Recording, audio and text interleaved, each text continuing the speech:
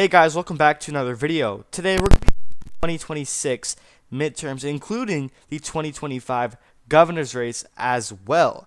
But before we get started, make sure you guys are subscribed, click the bell so you don't miss all my content, press the like button, share this video, don't forget we have memberships. If you're interested, you can find a link to that in the description section. So let's begin, start off with the Senate, and then next up will be the 2025 governor's races, because we do have an off-year election, just like similar to the off-year election in 2021 from two states, Virginia and New Jersey.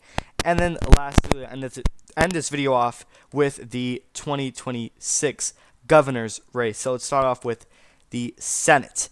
If you look on the screen right now, there are roughly only about 5 true competitive battleground swing Senate races up for election in 2026 midterms. You can argue Alaska, and there's a scenario, which is why I have Alaska characterized as a battleground. If Mary Peltola, who lost her congressional race in 2024 by about 4 percentage points, if she does decide to run for Senate in 2026, I think she's a strong candidate, probably the strongest one that the Democrats can run for Alaska's Senate race. It does not necessarily mean she's going to win. It'll just make it competitive. But if she does not run, then it will be likely to solid Republican, obviously. But you have Georgia, you have North Carolina, Michigan, and Maine. Those are the only true competitive battleground Senate races up for election in the 2026 midterms. So, is there a higher chance you will see a red or a blue wave for the Senate race in 2026? Let's find out. So, if Mary Peltola runs, there's a good chance she will make it close and competitive. But I think she would still fall short at the end of the day. And if she doesn't run, it will make this less competitive, and it will just be a Republican easy victory. Therefore, Alaska, I would say it's likely Republican as of right now. And then you have Georgia. If Brian Kemp does not run for Senate, because there's rumors he could switch from governor to Senate because his term would be up, obviously. If Brian Kemp does switch to Senate, it will significantly increase or boost Republican chances of winning Georgia's Senate race, defeating Jon Ossoff in 2026. Jon Ossoff won the special election in the 2020 election alongside Raphael Warnock, and he defeated a weak Republican candidate. But if Brian Kemp does not run and the Republicans nominate another weak candidate, Jon Ossoff could potentially win by a narrow victory once again, just like how he did in 2020 election, by just about under percentage point at tilt margin.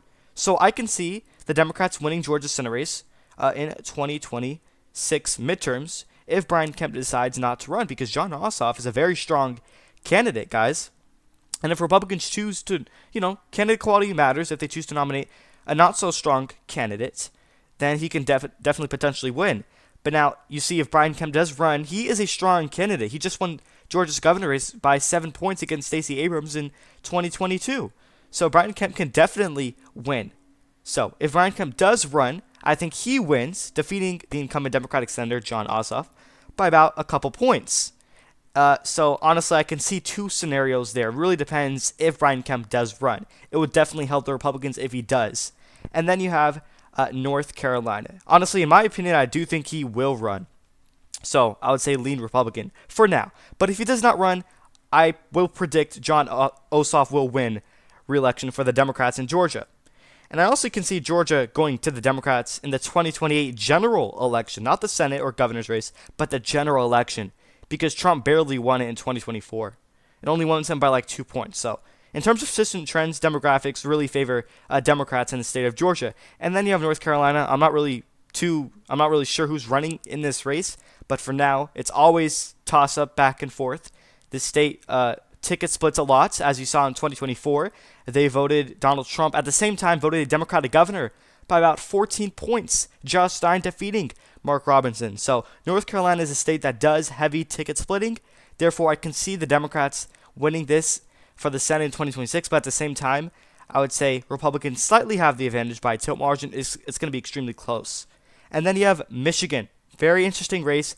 Pete Buttigieg, by the way, announced he is not running for re-election. Not re-election. He's not running in Michigan's governor's race. First of all, he's not even from the state. Obviously, he's a resident of this state, but he's actually from Indiana.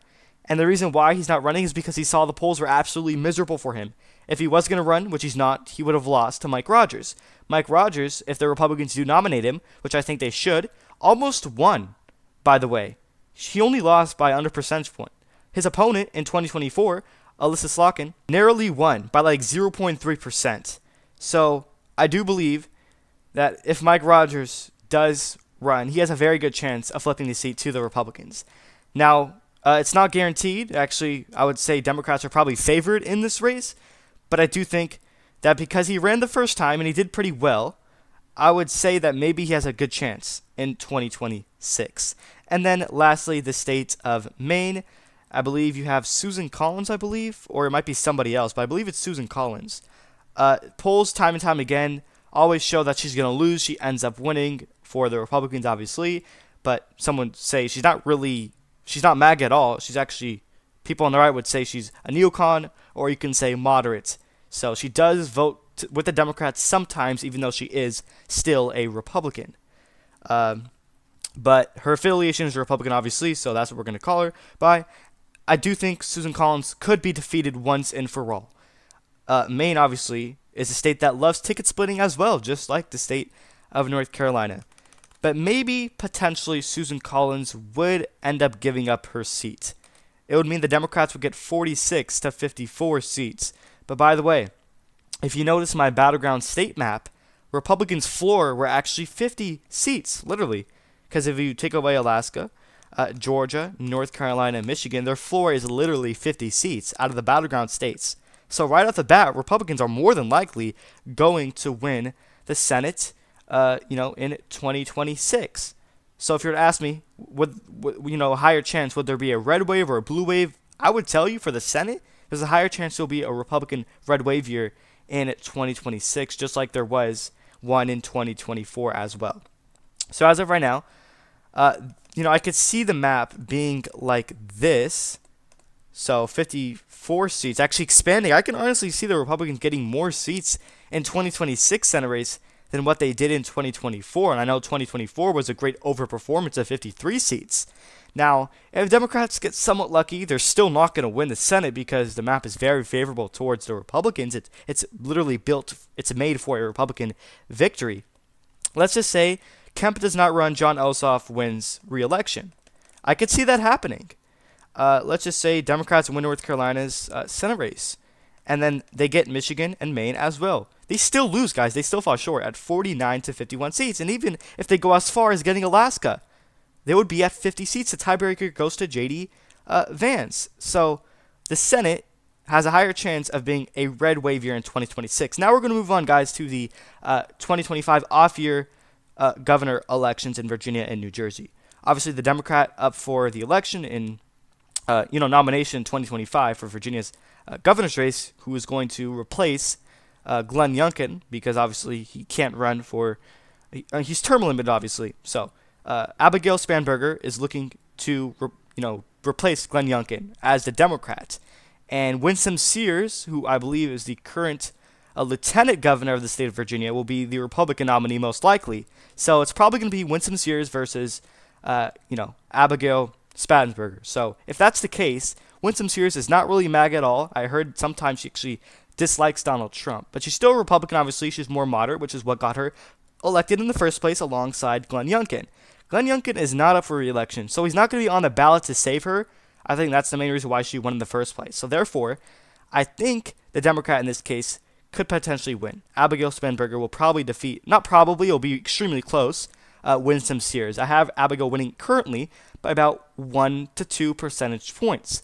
Polls show a very tight race, but Abigail does have the slight advantage for the Democrats. So I think Virginia will tilt Democrat for the governor's race in 2025. The off-year's elections coming up very soon, actually. And then you have New Jersey. And by the way, in 2021, Republicans actually almost won this on the governor's level because Phil Murphy only won by a margin of 3 percentage points. And by the way, this is exactly how we knew New Jersey could be close in the 2024 general election. And guess what? It was. So the 2021 off-year governor's race showed exactly how New Jersey statewide was going to be close in the 2024 election because Kamala Harris only won it by a margin of almost 6 percentage points, the lowest for any Democrat in a long time. Hillary Clinton, who is extremely unpopular, just like Kamala Harris, guys. Actually, Kamala Harris managed to get more votes than Hillary Clinton, which makes it even worse for Kamala Harris. Clinton managed to win the state of Virginia by 14. Kamala Harris, who received more votes than Hillary Clinton, only won it by almost 6 percentage points. That's the facts, and that's not good news for the Democratic Party. Republicans, time and time again, keep gaining registered voters in New Jersey. So here's my theory. These states are going to vote together in the 2025 off-year election. So if Virginia votes for the Democrat Abigail Spanberger, I imagine they would vote a Democrat on the governor's race for New Jersey. So I can imagine both of these being tilt Democrat. That's my prediction as of right now. But if Republicans get lucky, and this could very well happen, it's going to be extremely close. Let's just say Winsome Sears, because she's already the lieutenant governor, she wins Virginia by a very narrow margin. And then because the Republicans were so close in 2021, came within 3 points, they were extremely close of actually flipping this on a general level in 2024. They could potentially win New Jersey's governor's race for the Republicans in 2025. I can honestly see either of these two scenarios playing out. So these elections in 2025, Virginia's governor's race in New Jersey is going to be extremely exciting to watch. It could really tell what's going to happen in not only 2026, but also 2028 as well. I think New Jersey is more important for Republicans because of the recent shifts and the trends. I honestly think Virginia is actually getting bluer, by the way, because Kamala Harris actually overperformed the polls. And lastly, before we end off this video, let's quickly go over the 2026 governor's race because we just went over the 2025 off-year governor's race for those two states. The battleground for this is going to be Nevada, Arizona, Georgia, Ohio, Wisconsin, Michigan, Pennsylvania, and the state of New Hampshire. Let's begin with Nevada. I believe Joe Lombardo is up for re-election. This state's actually trending towards the right. I believe his approval rating is pretty high, so I expect him to win re-election by a lean margin. Republicans would get that. And then Arizona, I expect Katie Hobbs to get unseated by any Republican other than Kari Lake, because Kari Lake obviously is not going to run, So, therefore, I believe because she's not going to run, Republicans have a better chance of defeating Katie Hobbs. So let's just say they narrowly win that. It's going to be close no matter what. I believe Katie Hobbs only won because of Kari Lake. So let's just say Kari Lake won't be involved this time around. She won't be running. So Katie Hobbs, would be unseated and defeated. And then Georgia. Georgia's governor's race, Brian Kemp, is not going to run. He's term limited, I believe. Doesn't really matter, I believe, whoever they run. I mean, it does matter, honestly, because Georgia's getting bluer by every year. But I think it'll lean towards whoever the Republican candidate is. And then you have the state of Ohio. Just recently, just last month, Vivek Ramaswamy announced his bid for Ohio's governor's race. So if he gets nominated on the Republican side, I believe he will win. But because he's not the strongest candidate, I do think it will be close. But not too close because Ohio is a very red state. Donald Trump won it by double digits, obviously. No Democrat can win in this state anymore statewide. It's officially too far to the right. So therefore, I would say Vivek would win by about 5.5 percentage points. And then you have Wisconsin. I believe Tony Evers' term will be up. I think he's term limited. I believe so. Tell me if I'm wrong. But if that's the case, Wisconsin will be very interesting to watch on the governor's race in 2026 for the midterms. So I think Republicans will honestly win that state. But because it was the bluest Rust Belt state of the three in 2024, Wisconsin surprisingly actually voted to the left of both Michigan and Pennsylvania, which usually does not happen. Goes to show you that this state might actually lean blue in the future, even though it will always, for now on, remain a competitive swing or battleground state. I think Democrats could potentially win this by a narrow tilt margin on the governorship. And then you have the state of Michigan. I believe Gretchen Whitmer also will be term limited as well. She won by double digits. She's a very strong candidate, but she won't be up for re-election. She could also run for president in 2028. So I think Democrats are favored in Michigan's governor's race, but whoever the candidate is won't be as good as Gretchen Whitmer, which is why it would be closer for a lean margin. And then Pennsylvania. I believe Josh Shapiro will run for re-election in 2026 for the midterms. And if that's the case, he will more than likely win this state. He won it by 14 points against a weak candidate in 2022, Doug Mastriano. If Republicans nominate someone a little bit stronger, still not going to matter because Josh Shapiro is just a strong candidate. It'll narrow it up just a couple points. Maybe he'll win by like 10 instead of 14, but still, that's a likely margin, not even close at all. And the last and final state to end off this video is New Hampshire. Kelly Ayotte won by a margin of, I believe, 3 percentage points in the 2024 election. She's going to be up for re-election for governor of New Hampshire in the 2026 midterms. I believe she's a very decent candidate. She's moderate, which is perfect for New Hampshire because they don't like MAGA at all, which is why Trump couldn't win it when he ran 3 times. He lost to Clinton, he lost to Biden, he even lost to Kamala Harris. So I think Kelly Ayotte is in a favorable position to win again by a similar amount. I don't expect that state to really shift at all. So 20 governor seats for the Republicans, to the Democrats 16. So judging based on these 3 maps, there's a higher chance, a higher likelihood that there will be a red wave rather than a blue wave, if there's a wave at all, in the 2025 and 2026 midterms, including the 2025 special governor races as well. So I'm not saying there will be a wave at all, but if there were to be, there's a likely chance it will be a red wave rather than a blue one.